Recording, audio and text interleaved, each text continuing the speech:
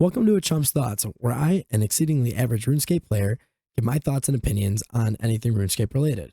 Today, I would like to go over what they had announced earlier in the day, which is the upcoming FSOA and Animate Dead nerfs. Before going over anything, I want to say that I am not a game designer, nor have I ever studied any game design or anything of that nature. All I am is a person who loves to play this game. With that being said, I'm also not a top tier PVMer, so some of the information that I have in the way that I'm reading this could be wrong and probably is wrong, to be honest. So if my opinion is incorrect or you guys notice I say anything incorrect, please feel free to roast me in the comments. I also want to say that a lot of this is my initial thoughts. I did have a discussion with a few friends and things like that, so I did take into consideration what other people who are way better than me did have to say about it. However, most of this is just my own analysis after all the fact of all of that. Also, in the background, you'll see some footage, probably of another episode of From Chump to Champ, but most of it has nothing to do with what we're talking about, so you can just straight up ignore that. First and foremost, I want to give my initial thoughts on both Animate Dead and the Fractured Staff of Armadyl. While I don't think magic is necessarily broken in terms of what it's able to provide on a item-to-item basis, I think it all comes together and synergizes way too well, and it is actually busted when it all comes together. What I mean by that is critting with the crit stick, combining with Animate Dead, combining with things like blood autos that you get, the AoE blood spells that you get, the amount of damage that you get from everything all synergizes way too well, and they feed on top of each other, which makes magic a busted combat style. Animate Dead plays its part in this by making sure that you don't take nearly as much damage, and it reduces every kind of damage that you can take. Melee, magic, range, typeless, hard typeless, everything. It's kind of ridiculous. Combine that with the fact that with the Fractured Staff, you get auto attacks, which give you the abilities of the ancient magic spells, like Blood Barrage, gives you unlimited healing. I've seen people will camp Soul Split on something that should hurt a whole lot and just straight up ignore it because of the amount of damage they're doing and the amount they're critting just keeps them at full HP. It's just absolutely ridiculous. Let's start off with the changes they're making to Animate Dead. Now, these changes are made because they feel that Animate Dead is performing extremely well, which I agree with as someone who abuses Animate Dead everywhere I can. They're making some small conservative changes, and I think these changes are actually pretty good. But what they are changing is currently it reduces the damage taken by a max of 75%, reducing it down to 60%. They're reducing the scaling of the defense level from 33% to 25%, and now it only works against the core damage types, being melee, magic, or range, so it will no longer work against typeless damage, reflect, or anything else. Personally, I think these changes are really, really good. On screen now, you'll see the the table they put up with which compares what it was to what it is going to be, or what it is currently, as to what it is going to be in the proposed changes. As you can see, the difference on the high damage hits isn't that large, but the lower the damage you take, the larger the difference actually is.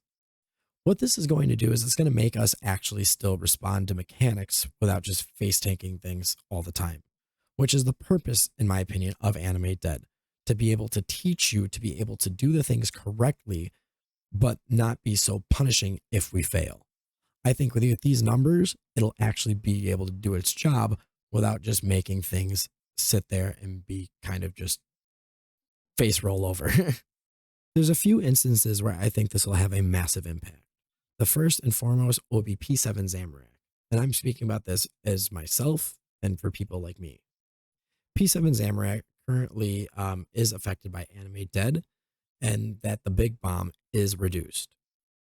That being said, when this current at the proposed state, I think it's going to end up changing into a decision of, do I take Power Gear or do I take 5-piece Crypt Bloom? And the reason I say that is with 5-piece Crypt Bloom, you do still get the fungal shield, which should help you survive after that big bomb hits. If you aren't taking full Crypt Bloom, you're not really doing much to, you're not doing anything to mitigate that P7 big bomb. So if you don't know how to deal with it correctly, you're not going to make it the kill anyway. The other spot I can see this making a big effect is in AFK situations where typeless damage is still a thing. Something like AFK Hellweir. The mushrooms do typeless as far as I'm aware, so I think this might make a change in the AFK meta, but again, I don't think that things like that should really be existing, in all honesty. Up next, we have the FSOA. On screen now, you'll see the issues that Jagex has with the FSOA itself. All in all, the biggest issue is the fact that it's an auto attack weapon. Because it's an auto attack weapon, every time it crits, you're using more runes, which leads to an excessively high upkeep cost. It's also an issue when it's dealing with the ancient spells, because every time you use the FSOA spec, you are now getting the buffs of the spells every single time. It also is limiting in what you're allowed to do, because you don't want to be using that spec with dual wields, because you're losing a lot of damage that way. And with a staff, you're hitting way, way harder. Furthermore, if in its current state, we get the issue of recursive autos. What that means is if I throw an ability out and that ability crits, it'll shoot out an auto.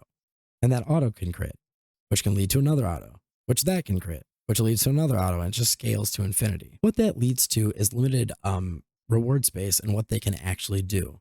They feel like they can't push more critical chance bonus, because every time you push critical chance bonus, the staff will get stronger and stronger. And it's already in a really, really strong spot, which I absolutely agree with. On screen now, we have the proposed changes to the FSOA. First and foremost, the special attack effect no longer does auto attack damage, but instead will do an extra hit that's passed through as an ability. What this means is that there's no longer a rune cost for each additional hit. Furthermore, the special attack can no longer trigger off of itself, meaning it loses its recursive nature. The attack that's going to hit is now going to be a 90% average damage and hits anywhere from 60 to 120% ability damage. Now for my personal thoughts on these changes. First and foremost, I think the Animate Dead change is a good thing. Let's go into the FSOA, because that's what I really want to talk about. As for the FSOA, I do actually like the fact that they're getting rid of it being an auto attack. The reason I say that is because it allows for more skill expression when it comes to swapping. You will now be using G-Conks way more often, because we'll actually get full damage out of it, albeit less damage than we would have in the original state with the two-handed autos. I'm also a fan of us losing the ability to get the spell benefits from the FSOA by it being auto attacks. What I mean by that is we will no longer be able to cast Blood Barrage and get unlimited healing during our staff rotations. That was definitely way too strong. While I agree that getting rid of the infinite recursive nature of the FSOA is a mandatory thing to happen, I think completely removing the recursive nature of it is a poor decision. Again, I don't think having it scaled to infinity is a good thing, and it should be capped, but I don't think getting rid of it completely was the right play. Personally, what I would have liked to see is it cap at 1. So if I hit an ability that crits, the next hit that it gives me for free could crit, and I could get 1 more. And then from there, it should stop. The reason I say that is in its current state, I believe with all of the crit buffs that we have available to us, there is a 9% chance of me getting my ability to crit, the following hit to crit, and then that following, and causing that last ability to hit. After that, it falls to 2.7, I believe, and then it goes down and down and down from there anyway. Part of the reason I say this is that the bulge does exist in the game. Now, as far as I'm aware, using the bulge correctly, it is only slightly behind what the FSOA is actually capable of. Now, obviously, the FSOA can go into infinity, so if you do go into infinity, the FSOA is way stronger. And the bulge does require a lot more know-how and proper PVM skill to be able to get the most out of it. However, if we do have the single recursive crit possibility, it will still have a hard cap on what the FSOA is able to do, which is what they need to have happen, but will not completely neuter the weapon as it stands. Not that I think that this change actually completely neuters it. Part of the reason I don't like this is because, as you can see on screen, this was already actually done before on July 28th of 2021. The initial FSOA used to crit off of itself in an AoE form as well, so people would be barraging with a dummy underneath and get multiple auto attacks that way, and they decided that that was a little too strong, so they stopped it and left it at 1 additional hit. Now, obviously, this is a little bit stronger in its current state, or in its new state rather, than the original state because of the fact that you'll get real damage with G-Conks and G-Conked buffed abilities, rather because it's ability damage and not an auto attack, so we get more damage from the dual wield additional hits. That being said, when this was live for that month or so, the FSOA was considered a very, very weak upgrade and was the last in the upgrade order, if I do recall correctly. Now, if these changes are going through, I personally would like to see the possibility of 2 additional abilities being reworked again. Those 2 abilities being Magma Tempest and Onslaught. Both of these abilities were nerfed thanks to the in part to FSOA, but Magma Tempest was also nerfed in addition because of the crazy amount of adrenaline that it was able to give us. Personally, I would like to see those abilities be able to crit again, as we are more reliant on more abilities critting to get the damage out of our FSOA. However, it could lead to an issue in regards to Magma Tempest working with Tsunami and giving us unlimited adrenaline. Although this kind of feels like a Gricko situation where we Gricko with Hydrix Bolts to get a massive uptick of adrenaline. This would also give Onslaught a niche use in ability rotation since it's no longer used literally anywhere.